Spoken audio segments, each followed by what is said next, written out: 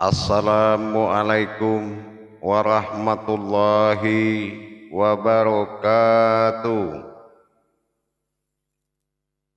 Alhamdulillah, alhamdulillahi rabbil alamin.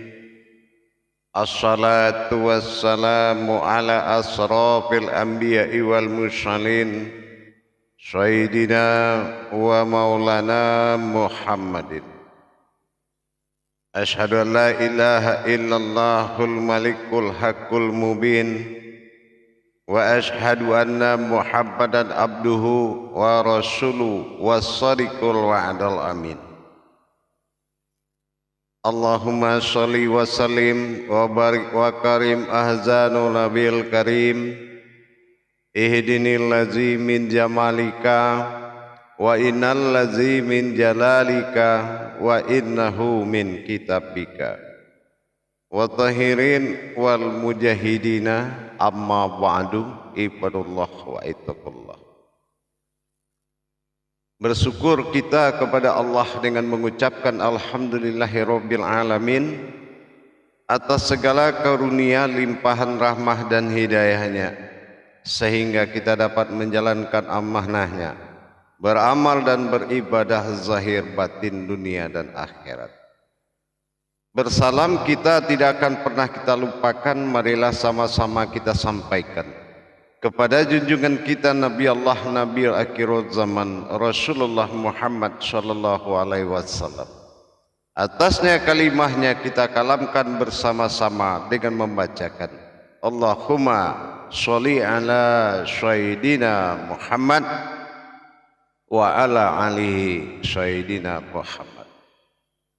Alhamdulillah, bertemu lagi dengan saya Guru Mursyid Syekh Nur Muhammad Buya Irwan Maulana Al-Khalidi, Pasaman, Sumatera Barat. Tentunya dalam makom majelis dzikir Ma'rifatullah, dalam tayangan siar YouTube Buya Pasaman Timur, kupas tuntas ilmu hakikat amal dan ibadah. Senantiasa akan berbagi wawasan dan ilmu pengetahuan kepada kita sesama demi meningkatkan iman dan takwa kita kepada Allah. Berbagi bukanlah karena banyak, tetapi karena ketulusan hati sesama kepada Allah. Pada lindungan dan yayasan Islam Hidayatul Mubarakah, maka pada waktu dan kesempatan ini saya akan berbagi ilmu dan wawasan tentang 4 syarat dalam bertauhid. Sebagaimana yang pernah kita sampaikan, bertauhid kepada Allah, mentauhidkan diri kepada Allah, artinya dikala pengakuan tauhid kita sudah sempurna, arti sudah sempurna dalam bentuk pengakuan adanya Tuhan dan adanya umat yang harus menjadi 2 jiwa. 2 jiwa yang berkembang dalam diri kita dinamakan dengan hayatullah, satu kehidupan. Inilah yang dikatakan antara rahasia dan rasa yang bergejolak di dalam diri kita. Rasa dikatakan rahasia dalam bentuk kata yang sama, sir berarti rahasia, sir juga berarti katanya rasa. Dengan demikian perlulah kita pahami bagaimana kiat-kiat kita untuk belajar berma'rifatullah kepada Allah. Bagaimana jalan-jalan tauhid yang akan kita lakukan dalam rangka bermujahadah mendekatkan diri kepada Allah. Apa langkah-langkah tauhid yang benar itu? Di sini kita akan membahas ada 4 tajalli yang akan menjadi pokok utama dasar kebenaran seseorang mendekatkan diri kepada Allah. Banyak sudah orang berusaha mencari segala cara dan menghalalkan segala cara, menjadikan marifat dalam bayangan, menjadikan kehendak dalam nafsu. Ini adalah suatu perbuatan zalim kepada Allah. Tapi dengan kita mendirikan tauhid dan tangga-tangga tauhid yang harus kita lalui, maka inilah kebenaran yang hakiki kepada Allah. Mana 4 perkara yang akan menjadi tiang utama dalam menjalankan tauhid kepada Allah? Yang pertama adalah dikatakan dengan ma'rifah. Ma'rifah ini adalah mengenal. Nah, kalau kita sudah mengenal, bagaimana cara kita mengenal? Dengan apa kita kenal Allah? Wujud apa bentuknya pengenalan? Apakah pengenalan ini berupa suatu perkenalan? Apakah mengenal ini suatu hal yang melihat? Apakah mengenal hal ini suatu yang menyaksikan? Ini akan kita pelajari. Ini dasar pertama adalah mengenal, ma'rifah, atau disebut dengan ma'rifatullah. Memang kalau kita sudah bisa memahami bagaimana cara mengenal Allah, dengan apa Allah ini dikenal, kodrat apa yang mengenal Allah, apakah kita menyaksikan sesuatu yang mengenal Allah, atau kita memang langsung mengenal Allah? Ini akan terjawab apabila kita sudah melakukan tajalli ma'rifatullah. Yang kedua, disebut juga dengan mengingat Allah, zikrullah. Nah, ini langkah kedua. Kalau kita sudah pernah belajar bagaimana cara mengingat Allah, dengan apa Allah itu diingat, bagaimana mengingatnya, apakah ingatan ini mampu mengingat Allah, atau ada sesuatu yang kita saksikan dalam mengingat Allah, ataukah sesuatu kita yang mengingatkan kita kepada Allah? Ini perlu kita pelajari dengan hakiki yang lebih dalam. Kalau kita sudah mengenal, maka kemudahan akan menjadi mengingat. Mengingat ini akan menjadi mudah. Karena kita sudah mengenalnya, maka mengingat inilah yang akan penting dilaksanakan setelah kita mengenal. Nah, kalau kita sudah mengenal, kita sudah ingat siapa yang kita kenal dan bagaimana jalan mengingat tersebut. Apakah bisa dengan sebuah amalan kita mengingat Allah, lupa amalan, lupa Allah, begitu? Atau bisakah kita mengingat amalan ini mengingatkan kita kepada Allah? Atau ada sebuah wujud yang dilihat kita akan teringat Allah?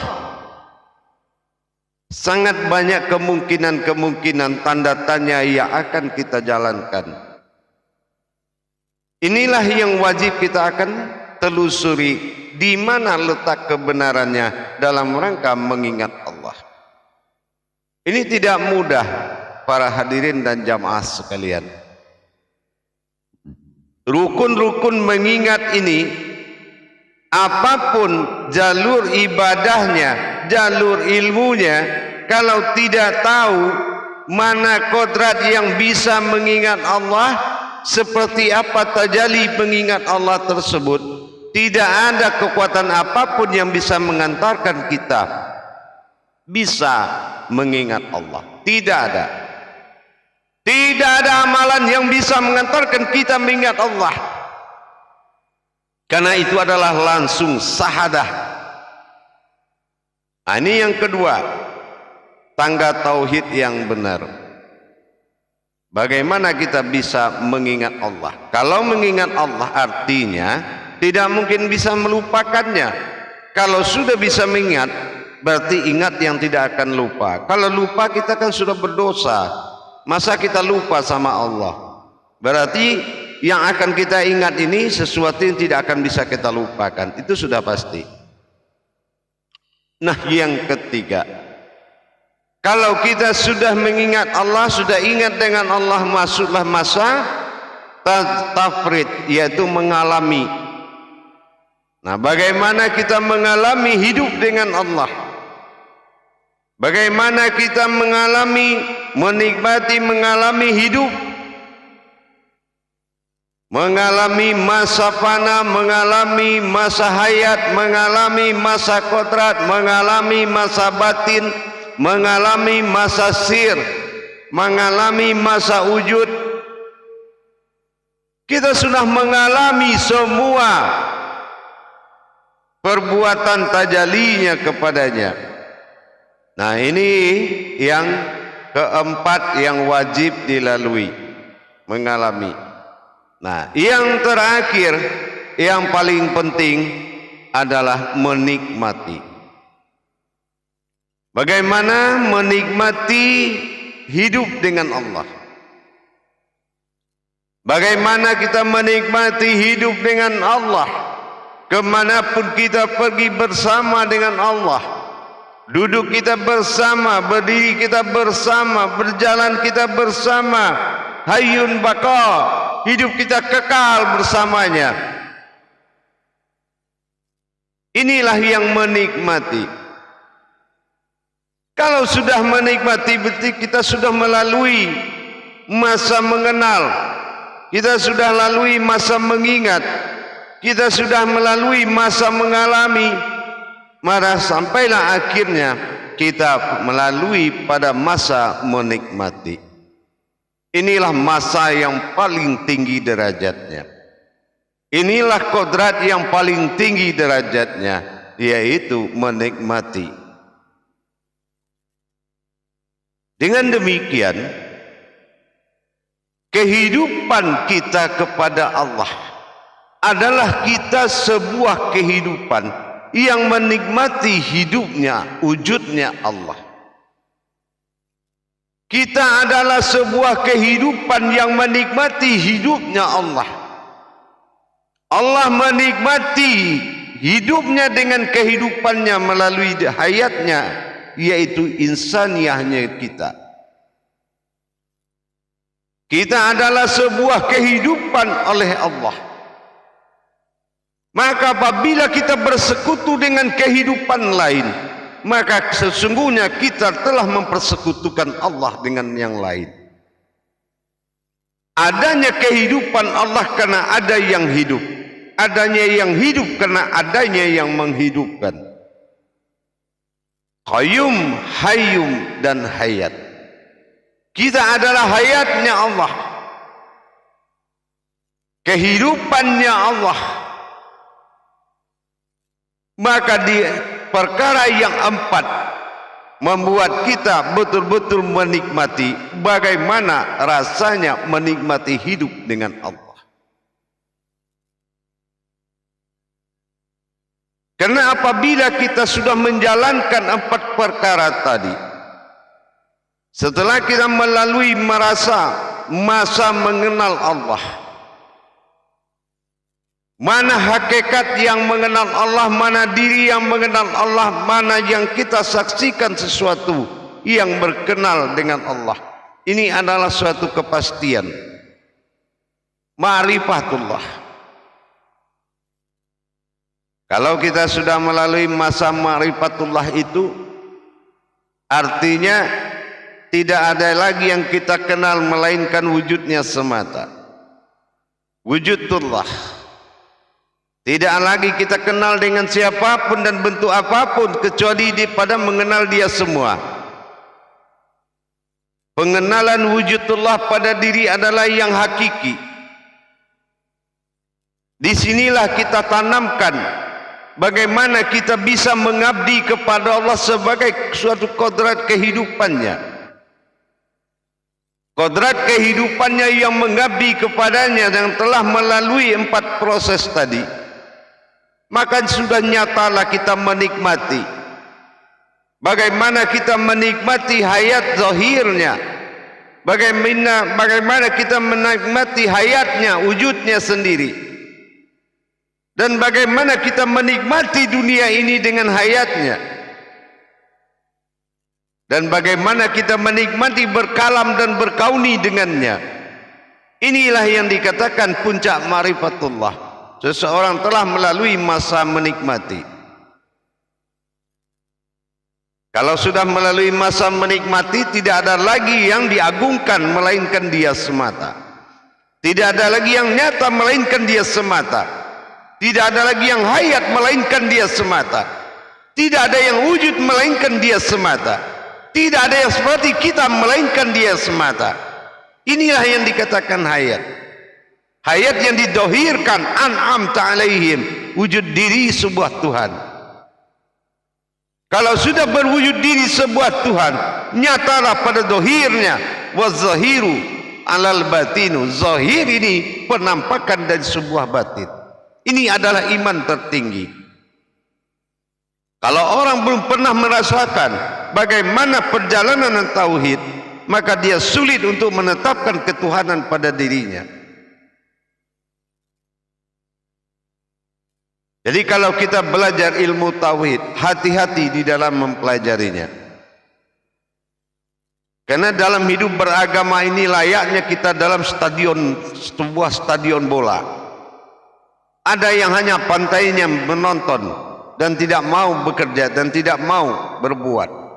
Ada yang bisanya hanya bersorak tapi tidak mau bermain. Ada yang pandai bermain tapi tidak mau diatur oleh wasitnya. Ada yang mengutamakan emosinya tanpa peduli penonton dengan wasitnya. Inilah agama. Tetapi kalau di dalam wujud, dalam ma'rifatullah kita bertauhid kepada Allah, semua adalah wujud yang sama. Tidak ada perbedaan pandangan antara kita dengan yang kita pandang. Inilah yang dikatakan sudul kasrah fil wa'dah, sudul wa'dah fil kasrati. Melihat yang banyak daripada yang satu, melihat yang satu daripada yang banyak. Dengan demikian, kita sudah bisa menikmati bagaimana hayatnya Allah. Kita hidup dengan hayatnya. Kita ada sebagai hayatnya. Kita melayani wujudnya sebagai sebuah hayat. Inilah pengabdian yang nyata. Dengan proses yang kita lalui, 4 makom yang telah kita lalui, maka jelas sangat sudah. Betul al-malikul haqqul mubin. Nyatalah sudah diriku itu, kata Allah. Wasadikul ba'dal amin. Itulah diriku yang satu. Nah, bagaimana kita bisa menyatakan hal itu? Dengan tidak adanya keraguan-raguan. Kalau ada keraguan, silakan cari hakmu. Jamaah yang dirahmati Allah rahimakumullah.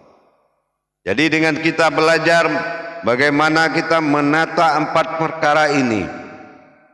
Ini adalah tangga tauhid yang sangat tinggi kebenarannya. Mulai dari mengenal Allah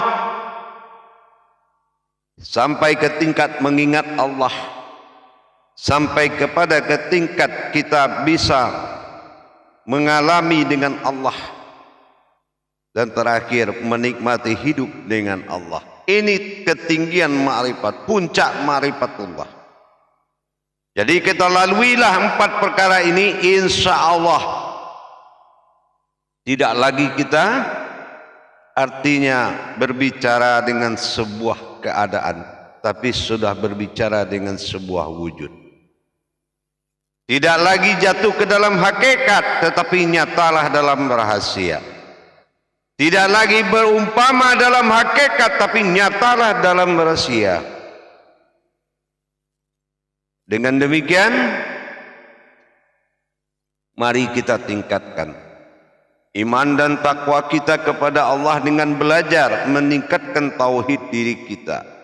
Dengan 4 makom tauhid tadi, tangga tauhid yang paling diakui oleh Allah, 4 kodrat tersebut insya Allah itu adalah titik kulimahnya bagaimana kita mencapai wujudnya, sehingga sebagaimana engkau datang, sebegitulah engkau kembali. Tidak ada yang kuharapkan bagi engkau yang datang membawa sesuatu pun, tapi datanglah dalam keadaan kekosongan, karena kamu terbuat dari wujud yang kosong. Jadi janganlah kamu meriakan dirimu dengan segala bentuk amaliyah, tetapi kamu tidak bisa menetapkan dirimu sebagaimana wujudmu datang dan wujudmu begitu kembali. Alif pada datang dan alif pada kembali. Inna lillahi, maka pertahankanlah Dunia ini tempat ujian bagaimana kamu mempertahankan wujud Allah itu dari segala gelombang kehidupan. Ingat, sebesar-besarnya ombak di laut tidak akan bisa menghasilkan satu ekor ikan pun. Begitu juga iman seorang yang bertuhan kepada Allah. Sekuat dan sekuat apapun gelombang hidup ini tidak akan berubah tauhidnya kepada Allah. Mudah-mudahan bisa kita tanamkan di lubuk hati yang paling dalam dengan iman kepada Allah. Imanullah, beriman kepada Allah adalah kodrat yang nyata dan kehidupan yang kekal, insya Allah. Baik hadirin dan jamaah, para hadirin dan hadirat sekalian, 4 tangga tauhid ini mudah-mudahan bisa bermanfaat buat kita untuk dapat melanjutkan pelajaran bagi terutama orang yang sedang bermakrifat kepada Allah. Hati-hati jalan makrifat. Bermakrifat tanpa tauhid akan membuatmu tersesat. Maka carilah benar-benar mursyid yang betul-betul menjadi amirul mukmin, ahli dirimu, betul-betul ahli dirimu. Rasakan di hatimu apa memang dia adalah ahli dirimu, maka datangilah, insya Allah. Jangan kamu coba nekat mempelajari ilmu tauhid tanpa mursyid. Ingat nasihat saya sebagai guru mursyid, jangan kita nekat mempelajari ilmu tauhid tanpa mursyid, kamu akan tersesat. Al-Baqarah 17, ingat nanti. Begitu juga dengan Al-Kahfi 17. Jangan sekali-kali kita melaksanakan suatu perbuatan tanpa bimbingan. Ingat, ilmu tauhid adalah ilmu tertinggi. Ilmu tauhid adalah ilmu puncak makrifat. Ilmu tauhid adalah ilmu tertinggi, puncak dari segala makrifat. Jadi berhati-hati dalam menjalankannya, dan berhati-hati berkalam tentang tauhid kepada amaliyah, karena ini akan menjadikan fitnah. Hati-hati menjaga makom demi makom. Jangan kita memiliki pemahaman tauhid untuk mencerca orang amaliyah. Itu tidak boleh, karena tidak ada perbedaan dalam satu perbuatan. Hanya imanlah yang menentukan tinggi atau rendahnya seseorang kepada Allah. Aku dalam prasangka umatku, bukan perbedaan terhadap umat. Ingat itu. Hati-hati, ilmu tauhid makom tertinggi yang harus di dalam bimbingan guru mursyid.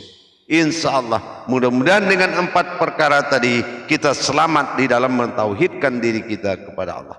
Insya Allah, mudah-mudahan mari kita capai, mari kita cari, mari kita dekati. Jangan tenang hidup tanpa Tuhan, jangan tentram hidup tanpa Tuhan. Ingat, kalau hanya sekedar hidup, yang di hutan itu juga hidup. Tapi ingat, kita adalah kehidupan yang hidup, yaitu Allah Subhanahu wa Ta'ala. Menjadi hayatnya Allah adalah suatu janjian yang tidak boleh diingkari lagi. Hayyum dan hayat. Barakallah ya Karim, ya Rahman, ya Rahim. Insya Allah. Bagi yang jamaah hadirin yang ingin mendapatkan bimbingan, silakan mencari aplikasi Buya Pasaman Timur, klik dan ikuti. Silakan mendaftarkan untuk mendapatkan bimbingan seminggu sekali dalam ilmu tauhid, yaitu tauhid ilahiyah, sirriyah dan ghaibiyah. Insyaallah dalam mencapai iman dan takwa kepada Allah. Amin ya Karim, amin ya Rahman, amin ya Rahim. Akhirul kalam, wabillahi taufiq wal hidayah. Assalamualaikum warahmatullahi wabarakatuh.